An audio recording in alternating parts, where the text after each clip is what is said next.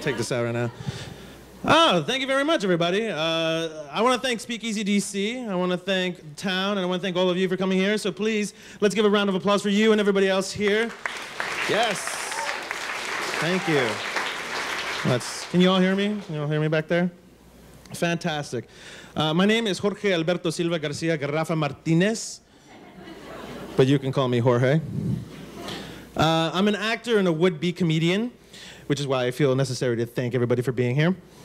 And I just moved here less than a year ago to Washington, D.C., but I'm originally from Chicago, from the south side of Chicago. Woo, yeah, Chicago. And I grew up in a very interesting family dynamic. My mother is from Mexico. Any Mexicans in the house tonight? A few. In the back, of course. Fantastic.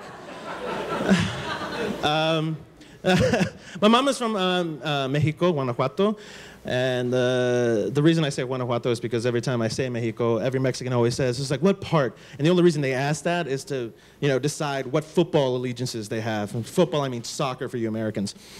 And my father is from La Paz, Bolivia. For those of you who don't know what Bolivia is, it is a small landlocked country in the middle of South America. Not a Soviet satellite, as some would have you think. And my parents are very different as a result. This is a huge contrast. And like in Bolivian culture, we value men. We're a patriarchy. Machismo, very much into the machismo. And on top of that, my family has this habit of being very formal. That is our thing. We are a very, very formal people. So formal that we can't ever say anything to our elders. We can never talk back to our elders. Our elders were like Jack Nicholson and A Few Good Men, beyond reproach and inexplicably grumpy. Okay? And just to give you an idea how really different my mother and my father actually were, if I ever did not do the dishes, my father would lecture me and yell at me until I finally said, okay, and did it. As opposed to my mother, she wouldn't do all that shit. She would find a cup, a plate, and a set of utensils, set them aside, and throw away the rest of the dishware. And if I ever wanted to eat, I would have to wash some dishes if I wanted to eat. That's how different they were. That being said, when it came to my relationship with my parents, I was an acne-covered ulcer to them. I was a terrible teenager to them, just god-awful. I was irrational, I was opinionated, and I was always acting out. And I'm an only child, so even if they wanted to direct their energy somewhere else, they couldn't, okay?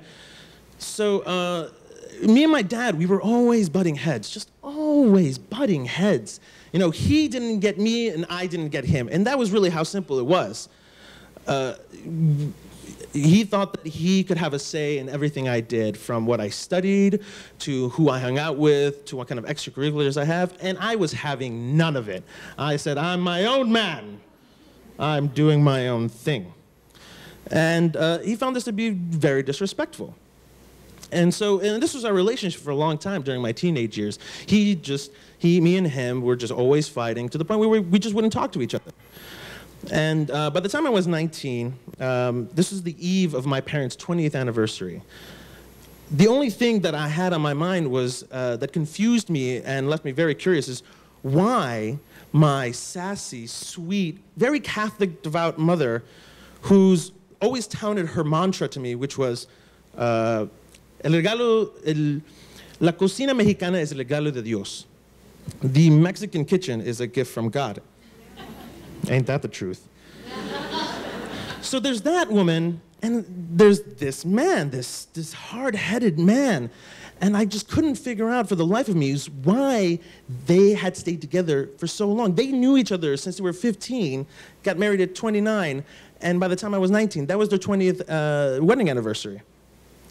So, and every time I tried to talk to my mother about this, or even joke about it, she would just send me away. She's like, I don't want to talk to you. She wanted to hear any of it, because she wanted to respect my father, and also she just wanted to preserve the peace. And I was just confused. I was confused. I had no idea why my mother and my father had stayed together for so long. I kept asking myself, how for so many years she could stay with this stubborn asshole.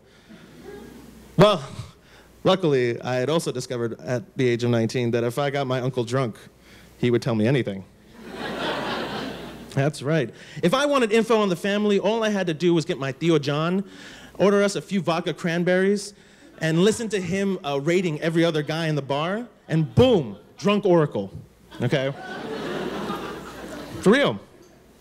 So I went to him, and I got him drunk, and I listened to him rate every guy at the bar, and I asked him, it's like, how did my mother actually decide to marry my father? How did they end up staying together after they got married?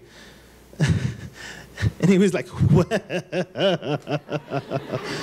Believe me, it was no easy task. Your mother, okay, had to put up with so much ego, machismo, party boy bullshit. We're Silvas, we're motherfuckers. You know this. The apple don't fall too far from the tree. That was him telling me I'm a motherfucker. Okay? He goes on. He's like, did I ever tell you the story about the iron? No? Okay, let me order another drunk. Okay. Let me tell you the story. I fucked that guy. So what had happened was, your mother and your father had just gotten married, and she was pregnant with you. And your father was working as a CTA bus driver, Chicago Transit Authority, you know the acronym. And your father was also trying to get his degree. He hadn't gotten it yet. And your father came home one fateful day, and your mother was just freaking, all right? He came home and your mother was like, we have to pay the bills. We need to find a new place to live. We have a child on the way. You haven't finished your degree. What are we going to do? We're going to get evicted. Your father was having none of it. So, your father did what he does best. He went to sleep. He ignored your mother and went to the couch and fell asleep. Well, if you thought your mother was a sassy woman today, you should have seen her back in the day, because she was far worse, okay?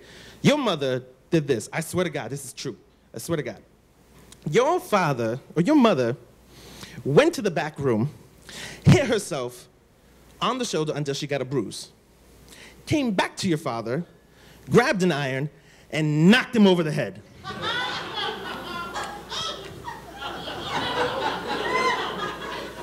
My mother isn't a Princetonian man, okay? And when my uncle told me that, I was just like so in awe. I was just like trying to imagine what my father looked like when he got hit with an iron. Because in my mind, I thought he was just like, ugh. But I know my father well enough to know that what really happened was,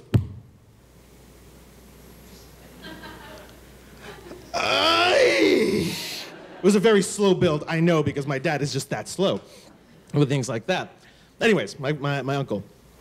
Your mother hit your father with an iron over the head, okay?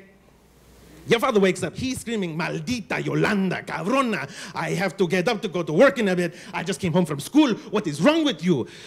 And at that very moment that your father got up to yell at your mother, police. Your mother had decided to call in a domestic violence report to the Chicago Police Department. Well, I don't have to tell you that your father went to jail that night.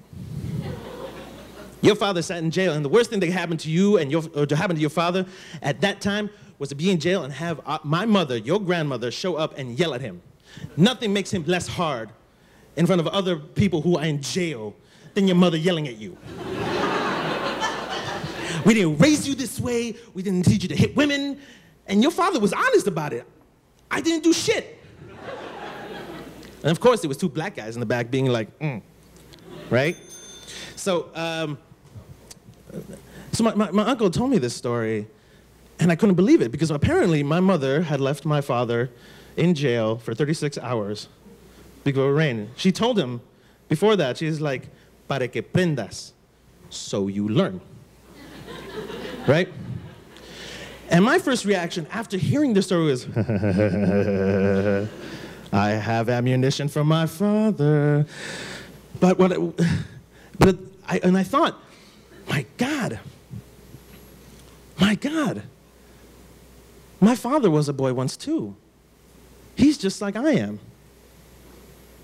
And at that moment I realized that my father, he only wanted the best for me. That everything he had ever done, all this beyond reproach shit, was because they wanted me to respect him as the man he is, and not the man he was. And the man he is a dedicated, loving father and husband who just didn't want to see me make them same mistakes. And the same thing after that was me and my father had a much better relationship as a result, because I finally understood him. Now, I know you want me to get off, and the thing is, I went to, it's the end. Thank you.